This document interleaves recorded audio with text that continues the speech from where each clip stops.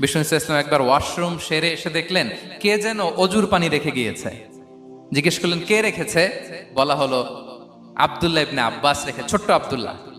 বিষ্ণু ইসলাম খুশি হয়ে গেলেন, হায় রে, সে কিভাবে খেয়াল করলো, আমি এখন ওয়াশরুম থেকে আসলেই তো আমার অজুর পানি লাগবে। খুশি হয়ে একটা দোয়া করলেন তার জন্য। তিনি বললেন আল্লাহুম্মা ফাক্কিহহু ফিদ্দীন ওয়া আল্লিমহু তা'বীল, মানে হে আল্লাহ, আপনি তাকে দ্বীনের জ্ঞান দেন এবং কোরআনের ব্যাখ্যা তারে শিক্ষা দেন। বিশ্বনবীর এই দোয়া এমন ভাবে কবুল হয়েছে, এই আব্দুল্লাহ ইবনে আব্বাস যত মুফাসসির পৃথিবীতে আসবে সকল মুফাসসিরদের সম্রাট হিসেবে আল্লাহ তাকে কবুল করেছেন। বিশ্বনবীর দোয়া তারা পেয়েছেন। উম্মে সুলাইম রাদিয়াল্লাহু তাআলা আনহা আনাস রাদিয়াল্লাহু তাআলা আনহুকে নিয়ে আসলেন, বললেন নবী হে, আপনি এসেছেন, আমরা যে এত খুশি মদিনাবাসী, সবাই দেখে আপনার হাতে কিছু না কিছু হাদিয়া দেয়, আমি কি দিব?